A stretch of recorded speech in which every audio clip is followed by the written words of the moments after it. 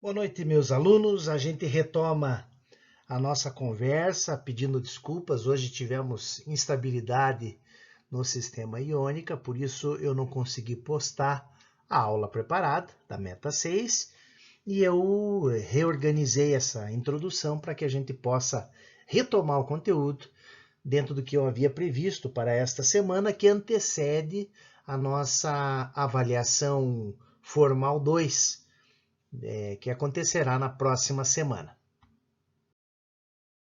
Eu gostaria, antes de falar da tarefa da Meta 6, fazer uma rápida revisão do nosso conteúdo deste bimestre para oferecer para vocês uma orientação clara na nossa prova,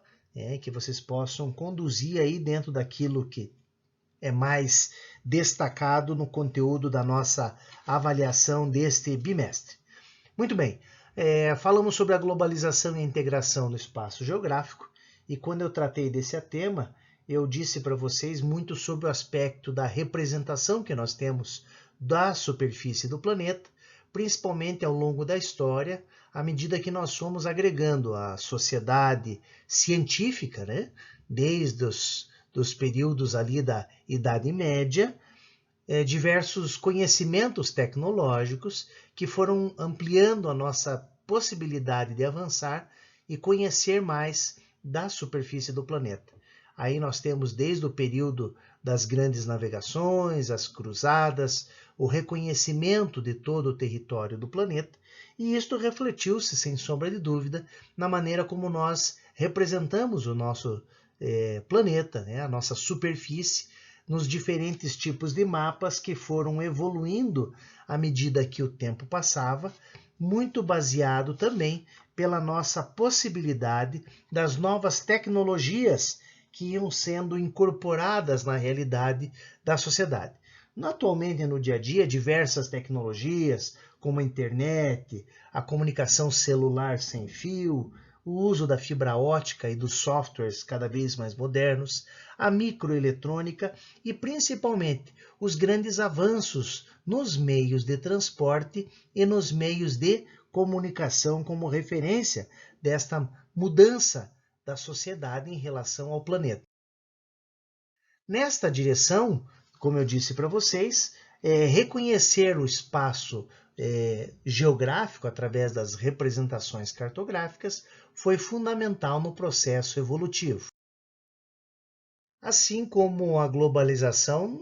considerando os aspectos econômicos, né? E quando eu tratei desse assunto, eu falei dos fluxos de informações, os fluxos de mercadorias, os fluxos de capitais e também, como eu vou falar um pouquinho mais à frente, dos fluxos de pessoas. Lembra-se que dentro desse contexto todo nós falamos do rompimento das barreiras, do rompimento das limitações que haviam e tratamos também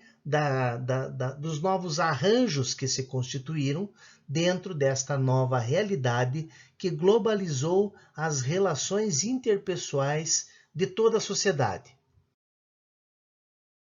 Nesta direção, as multinacionais e as transnacionais, que nesse novo arranjo, como eu disse, acabam constituindo as suas diversas possibilidades de mercado, de consumidor ou das suas cadeias de produção, quando elas migram entre diferentes países, entre diferentes continentes, e isto também vem alterar as relações trabalhistas que envolvem estas organizações e toda a sua força de trabalho. E aí eu falei das divisões, ou da divisão internacional do trabalho, eu digo das, porque nós vivemos numa constante migração dentro deste conceito de redes, né? Dentro deste conceito de distribuição do mercado consumidor, das fontes produtoras, das cadeias de fornecimento de matéria-prima, dentro de uma visão totalmente desagregada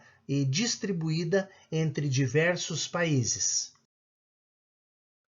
Além disso, quando nós tratamos da globalização, nós falamos do grande processo de urbanização da sociedade mundial dentro do contexto contemporâneo, e aí nós tratamos de dois conceitos importantes, que foi o das megacidades e das cidades globais, que por conta de seu grande contexto agregador de sociedade, né, nós somos hoje uma sociedade essencialmente urbana, também apresentou diversos problemas, diversos desafios. Lembrem-se sempre, megacidade tem a ver com tamanho, com quantidade de pessoas, com área, e cidade global tem a ver com a sua importância contextual, né, na sua importância estratégica para negócios, principalmente dentro do globo. Outro, quando nós tratamos disso aí, e nós falávamos da sociedade dentro do contexto urbano, nós temos aí a avaliar na percepção de como a sociedade se distribui, e aí o fluxo de pessoas nesse momento é importante, na medida em que ele interfere sobremaneira dentro da visão de globalização que nós temos. Então, nós vamos falar sobre os diferentes efeitos desse processo globalizante sobre a sociedade contemporânea. Os autores da apostila, quando tratam desse assunto, quando falam do desemprego, eles resgatam os tópicos do desemprego tecnológico, do desemprego estrutural, da precarização do trabalho, da informalidade e do subemprego. Além disso, neste fluxo das relações trabalhistas, nós temos também a chamada dinâmica populacional, e aí a fuga de cérebros citada na página 391 é importante, assim como os processos migratórios e as consequentes relações humanas, passando inclusive pela xenofobia,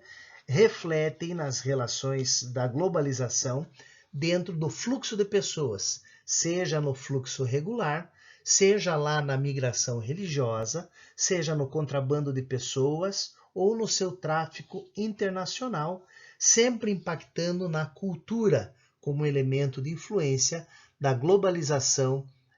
na população mundial.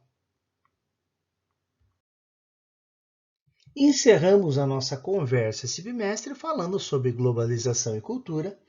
e os aspectos que a globalização tem, tanto de enfraquecimento da identidade cultural local, também como acesso global aos mais diversos tipos de cultura que essa tendência contemporânea da globalização oferece às diversas sociedades. Encerramos aqui a nossa abordagem, esperando que você aproveite e estude o conteúdo desse bimestre para a nossa avaliação da próxima semana. Me encontro à disposição e até mais.